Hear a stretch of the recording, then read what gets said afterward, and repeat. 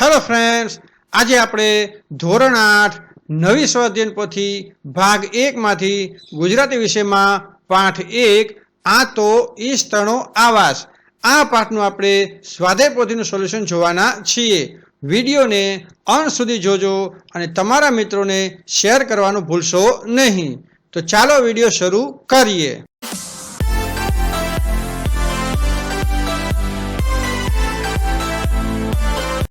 પ્રશ્ન નંબર 1. ઉદાહરણ મુજબના પૂર્વ પ્રત્યય ધરાવતા શબ્દો લખો અને તેનો અર્થ જણાવો. તો અહીંયા આપણને ઉદાહરણ આપેલ છે નવ પરથી નવનિર્માણ અને તેનો અર્થ થશે નવું નિર્માણ.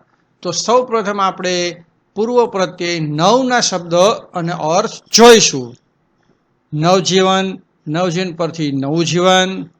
નવરંગ, એના પરથી થશે નવરંગ. નવભારત એટલે કે નવું ભારત. અને નવચેતના એટલે કે નવી ચેતના. હવે આપણે જોઈશું પૂર્વ પ્રત્યય પ્રતિના શબ્દો અને અર્થ. તો પ્રતિદિન લખેલું છે એટલે કે દરેક દિવસ.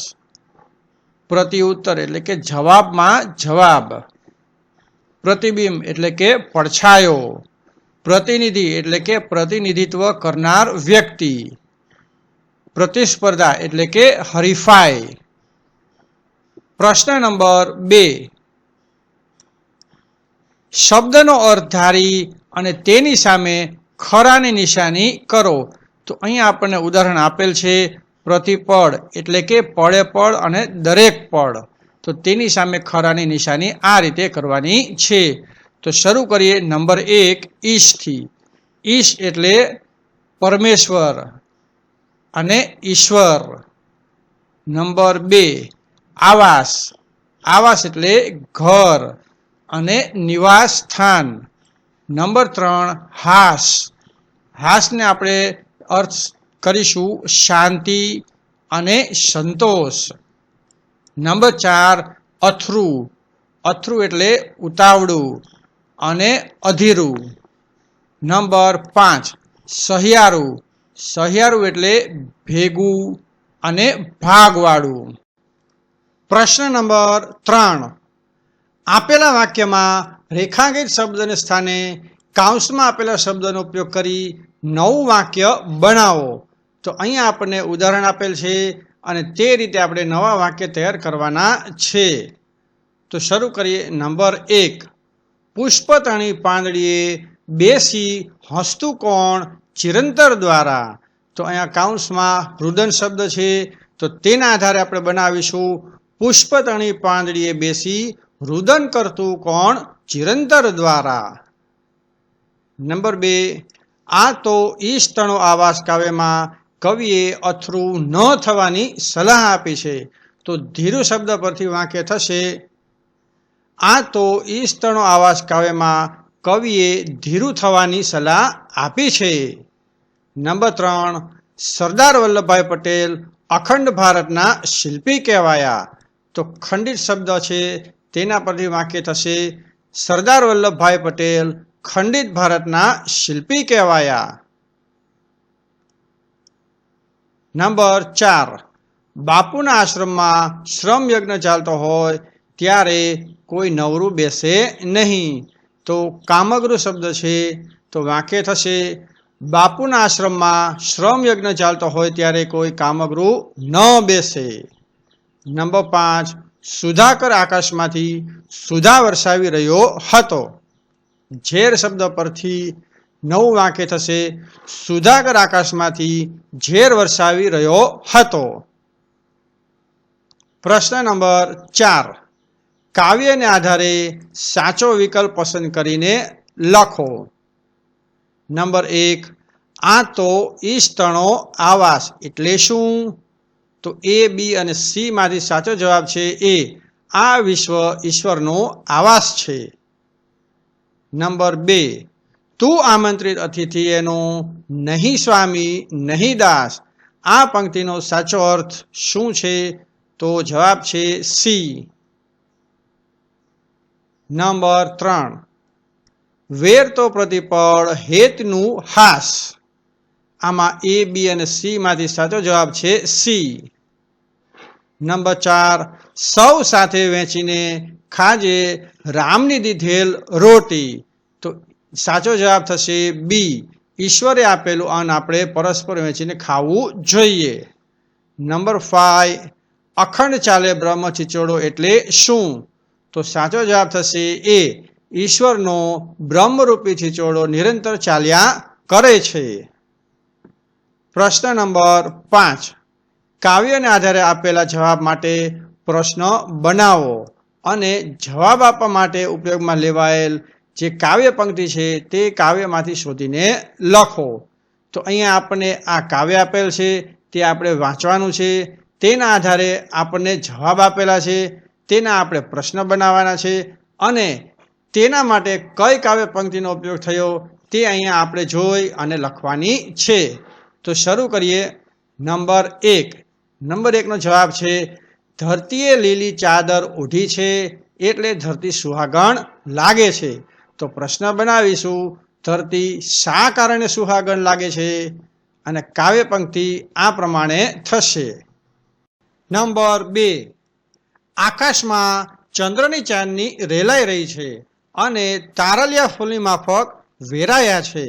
તો તેનો આપણે પ્રશ્ન બનાવીશું આ રીતે, આકાશમાં શું રેલાઈ રહ્યું છે અને ફૂલની માફક કોણ વેરાયા છે?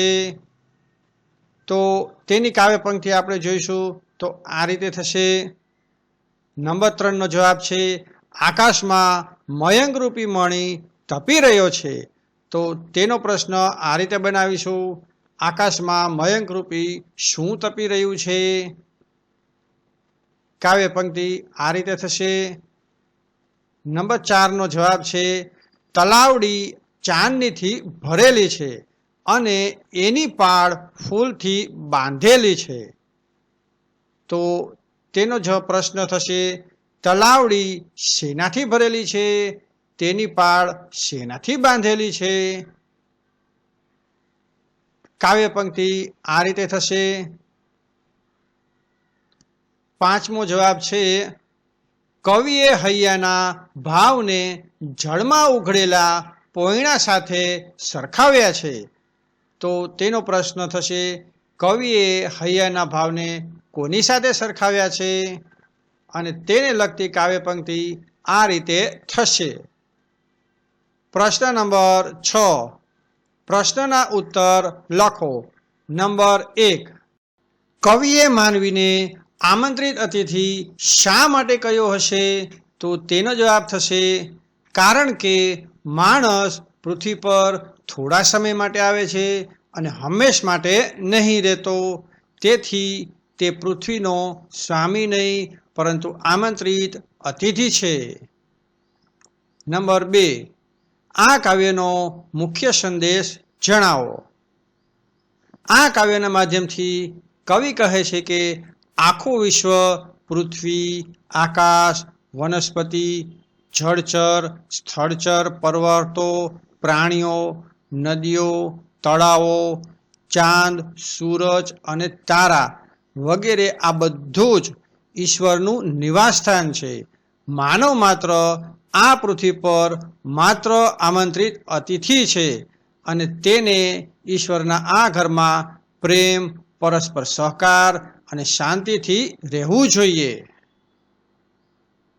પ્રશ્ન નંબર 8, ઈશ્વરનું ઘર કેવું હશે?